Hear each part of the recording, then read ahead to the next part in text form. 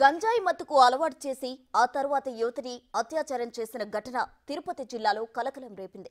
న్యాయ విద్య చదువుకొని ఉన్నతంగా జీవించాల్సిన యువ దంపతులు గాడి తప్పారు. గంజాయికి బానిసలై అడ్డదారులు తొక్కారు. సహచర విద్యార్థి అయిన యువతిని ఆ మత్తు ఊబిలోకి దించారు. అత్యాచారానికి పాల్పడి ఆమె నుంచి డబ్బు డిమాండ్ చేశారు. కర్నూలుకు చెందిన తన స్నేహితురాలికి గంజాయి అలవాటు చేసి తన భర్త కృష్ణకిషోర్ రెడ్డితో అత్యాచారం చేయించి డబ్బులు డిమాండ్ చేశారు. తరచూ వారి ఇంటికి వచ్చే యువతికి బిర్యానీలో గంజాయి కలిపి పెట్టి మత్తులో ఉండగా ఈ అగాత్యానికి పాల్పడింది ఆ జంట.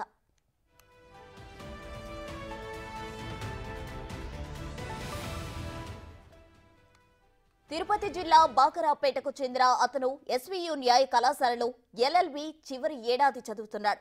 గంజాయికి బానిసలైన దంపతులిద్దరూ అప్పుడప్పుడు ఇంటికి వచ్చే యువతికి కూడా అలవాటు చేశారు.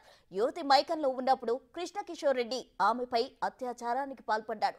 ఆ దృశ్యాలను అతని భార్య చిత్రీకరించింది. తరువాత వాటిని చూపి బెదిరించి యువతి నుంచి బంగారు నగలు తీసుకున్నారు. చివరకు ప్రణవ్ కృష్ణ ఫోటోలు, వీడియోలు బాధిత యువతి సోదరుడితో పాటు ఆమెకు కాబోయే భర్తకు పంపి డబ్బులు డిమాండ్ చేశాడు. దీంతో కుటుంబ సభ్యులు ఈ నెల 25న తిరుపతి పోలీసులను ఆశ్రయించారు. కేసు నమోదు చేసిన పోలీసులు నిందితులిద్దరిని అరెస్ట్ చేశారు. ఈ నేపథ్యంలో కృష్ణకిషోర్ రెడ్డి, ప్రణవ్ కృష్ణలను ఆయా వర్సిటీల నుంచి సస్పెండ్ చేశారు.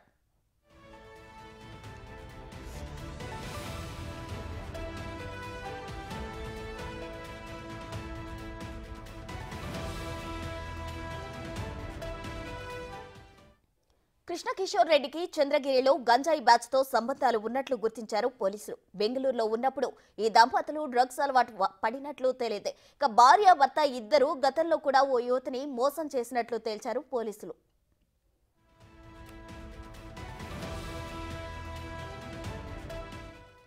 నిందితులకు రాజకీయ నేతల అండదండలు ఉండటంతోనే నోరు మెదపని బాధితులు ఇప్పుడు ఒక్కొక్కరుగా బయటకొస్తున్నారు. దీనిపై మరింత సమాచారం మా ప్రతినిధి దామోదర్ అందిస్తారు. ఉన్నత న్యాయవాద విద్య అభ్యసిస్తున్న ఇద్దరు దంపతులు బరితెగించారు. ఏకంగా తమ సన్నిహితురాలను గంజాయి మత్తులో నింపి తన భర్త చేత వ్యభిచారం చేయించి మరీ దారుణంగా బ్లాక్మెయిలింగ్కు పాల్పడిన ఘటన తిరుపతిలో జరిగింది. ముఖ్యంగా చంద్రగిరికి చెందిన కృష్ణకిషోర్ రెడ్డి తన భార్య ప్రణవితో కలిసి ఈ కుట్రకు తెరలేపారు. ఏదైతే గత చాలా కాలంగా ప్రణవి కృష్ణకిషోర్ రెడ్డిలు ప్రేమ వివాహం చేసుకున్నారో ఆ తర్వాత బెంగళూరులో కొద్ది కాలం పాటు నివాసం ఉన్నారు. తర్వాత తమ స్వగ్రామమైన చంద్రగిరికి వచ్చారు. ఆ తర్వాత ఇద్దరు లాలో చేరారు. ఒకరు ఎస్వి యూనివర్సిటీలో, భర్త ఎస్వి యూనివర్సిటీలో చేరితే భార్య మహిళా పద్మావతి యూనివర్సిటీలో చేరింది. మొత్తం మీద వీరు విద్యను అభ్యసిస్తున్న కాలంలో తమ సన్నిహితులకు అయిన కర్నూలు జిల్లాకు చెందిన ఓ అమ్మాయిని ఎరవేసి స్నేహం నటించి ఆ అమ్మాయిని ఇంటికి పిలిపించి తరచుగా ఆ అమ్మాయిని గంజాయి మత్తుకు అలవాటు చేశారు. ఆ తర్వాత ఆ అమ్మాయి మత్తులో ఉన్న సమయంలో తన భర్త కిషోర్ రెడ్డి చేత అత్యాచారం చేయించి వాటిని ఫోటోలు, వీడియోలు తీయించి ఏకంగా బ్లాక్మెయిల్ చేస్తూ ఆ అమ్మాయితో ఇప్పటివరకు 5 లక్షల వరకు రాబట్టారు. చివరికి ఆ అమ్మాయి భరించలేక నిన్న 2 రోజుల క్రితం ఎమ్మర్పల్లి పోలీసులకు ఫిర్యాదు చేయడంతో పోలీసుల దర్యాప్తులో ఈ దంపతుల యొక్క అరాచకం బయటపడింది. ప్రస్తుతం వారిద్దరూ రిమాండ్లో ఉన్న పరిస్థితి. ముఖ్యంగా తిరుపతి ఆధ్యాత్మిక నగరం తిరుపతిలో గంజాయి మత్తులో తూగుతుంది. ఎక్కడికక్కడ గంజాయి దొరుకుతున్న పరిస్థితుల్లో ఇలాంటి చర్యలకు పాల్పడుతున్నారు. 2 రోజుల క్రితం ఏదైతే ఓ వృద్ధురాలుని దారుణంగా హత్య చేసిన యువకుడు కూడా గంజాయి బానిసే. తాజాగా ఇద్దరు దంపతులు కూడా గంజాయితో పట్టుబడ్డం విశేషం. మొత్తం మీద ఈ ఘటన గురించి మనతో మాట్లాడడానికి సిపిఎం మహిళా నాయకురాలు సాయిలక్ష్మి గారు ఉన్నారు. ఐద్వా మహిళా సంఘం నాయకురాలు. ఆమెను అడిగి మరిన్ని విషయాలు తెలుసుకుని చెప్పండి అమ్మా, ఈ విధంగా న్యాయవాదుల వృత్తిలో ఉన్నవారు ఈ విధంగా బరితెగించడం ఎలాంటి సంకేతాలు చూపిస్తుంది? ఈరోజు జరిగినటువంటి ఘటన చూస్తే సభ్య సమాజం తలదించుకునేటువంటి పరిస్థితి. ఉన్నత చదువులు చదువుకున్నటువంటి వారు, ఉన్నతంగా ఆలోచించాల్సినటువంటి వారు, ఈ సమాజానికి ఉపయోగపడాల్సినటువంటి వారు ఈ విధంగా వ్యవహరించడం అనేది సరైనటువంటిది కాదు. మేము గతం నుంచి కూడా తిరుపతి ఆధ్యాత్మిక కేంద్రము ఎంతోమంది వస్తుంటారు కాబట్టి మద్యరహిత కేంద్రంగా తిరుపతిని చేయాలని డిమాండ్ చేస్తున్నాం. ఎన్నో సంవత్సరాల నుంచి ఇది డిమాండ్గానే ఉండిపోతున్నటువంటి పరిస్థితి. మనకు చాలా కేంద్రాలు తెలుసు. ఇప్పుడు షిరిడి ఉంది, అక్కడ కొన్ని కిలోమీటర్స్ వరకు మద్యం లేదు. పుట్టపర్తి ఇట్లా చాలా చోట్ల ఉంది. అయితే తిరుపతిలో కూడా ఈ మద్యరహితం కావాలి అని. అయితే ఈరోజు పరిస్థితి ఏమి, మద్యరహిత అటు పక్క నుంచే ఇంకా ప్రమాదకరమైనటువంటి మాదక ద్రవ్యాలన్నీ కూడా మన జిల్లాలో వచ్చేయడం, ఈ విధంగా విద్యార్థుల జీవితాలతో చెలగాటమాడడం అనేది సరైంది కాదు. గతంలో చూసుకుంటే చంద్రగిరి హై స్కూల్లో డ్రగ్స్ దొరికాయి.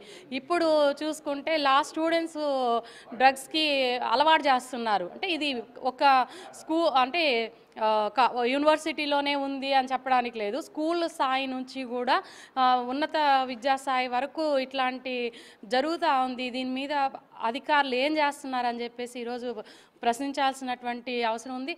అదేవిధంగా ఈరోజు మొత్తం అన్ని కాలేజెస్లో కావచ్చు, అదేవిధంగా ఒక గుర్తించినటువంటి ప్రాంతాలు జీవకోన కావచ్చు, ఇట్లాంటి కొంచెం మాస్ ఏరియాలు ఉన్నాయి. వీటన్నింటినీ కూడా గుర్తించి ఖచ్చితంగా అవగాహన సదస్సులు అనేది ఏర్పాటు చేయాలి. లేకుండా విద్యార్థులు వాటి బానిస కాకుండా ప్రభుత్వం కట్టుదిట్టమైన చర్యలు తీసుకోవాలని చెప్పేసి మేము కోరుతా ఉన్నాం. గత 5 సంవత్సరాల కాలంలో పరిస్థితి మరింత దిగజారిన పరిస్థితి. ముఖ్యంగా ఏదైతే లోకేష్ పాదయాత్ర సందర్భంగా కూడా ఇట్లా గంజాయి చంద్రగిరి పాఠశాలలో దొరికింది, అదేవిధంగా తిరుమలలో దొరికిందంటే అప్పట్లో ఉన్న ఎస్పీ పరమేశ్వర్ రెడ్డి అయితే ఏకంగా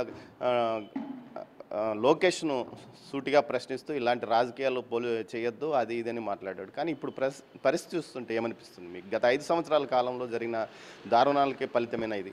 ఖచ్చితంగా అండి. అంటే ఎవరు పరిపాలిస్తున్నారు, ఎవరు అధికారంలో ఉన్నారు, ఎవరు ప్రతిపక్షంలో ఉన్నారు అనే దాంతో సంబంధం అనేది ఉండకూడదు. జరుగుతూ ఉండేటువంటి విషయం ఏదైతే ఉందో ఆ విషయం మీద ఖచ్చితంగా చర్యలు తీసుకోవాలే తప్ప ఇదేదో రాజకీయం కోసం అని మాట్లాడామంటే ఇప్పుడు జరుగుతున్నటువంటి విషయం పక్కకు పోయేటువంటి పరిస్థితి అనేది వస్తుంది. మనకు కనిపిస్తూ ఉంది. అంటే ఎవరో చెప్పింది కాదు, కళ్ళకు కనిపిస్తూ ఉంది. కాబట్టి దీన్ని ఖచ్చితంగా ఈ మధ్య కాలంలో మీరు చెప్పినట్లు ఈ 5 ఏళ్ల కాలంలో విస్తృతంగా బయటపడడం అనేది కూడా జరిగింది. వీటి మీద ఇప్పటికైనా సరే ఎలాగో చెప్తున్నారు.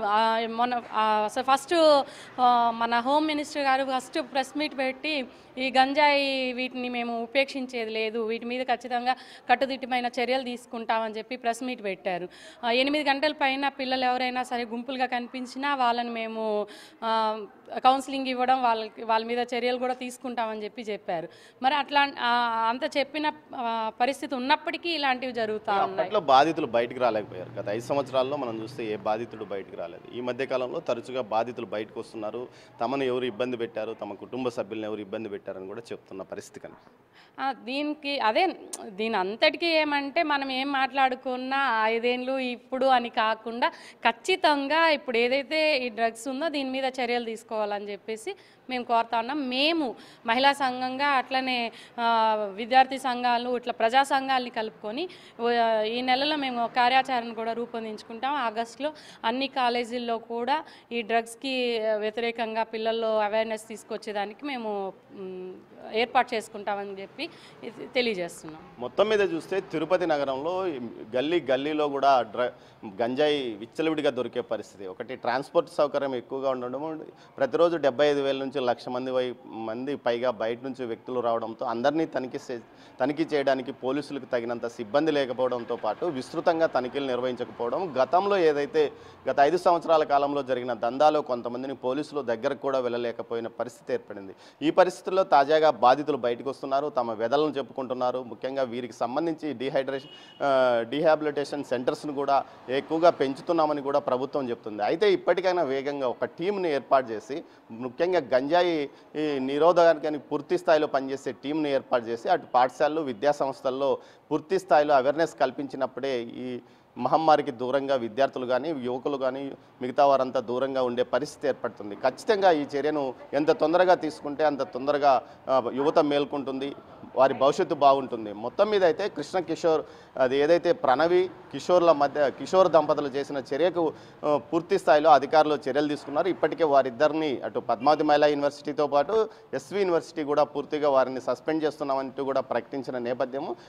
మొత్తం మీద ఈ ఘటనకు సంబంధించి పూర్తి స్థాయిలో విచారణ కొనసాగిస్తున్నాము. వీరికి గంజాయి ఎక్కడి నుంచి లభ్యమైంది, చంద్రగిరి ప్రాంతంలో నుంచి తెచ్చుకుంటున్నాడా, లేకపోతే ఇక్కడ తిరుపతిలోనే దొరుకుతుందా, లేకపోతే బయట నుంచి ఈ దంపతులే ఏజెంట్లుగా పనిచేస్తూ గంజాయి అమ్ముతున్నారా అన్న కోణంలో కూడా పోలీసులు దర్యాప్తు కొనసాగుతుంది. ఇది ఇక్కడ తాజా పరిస్థితి. Over to studio.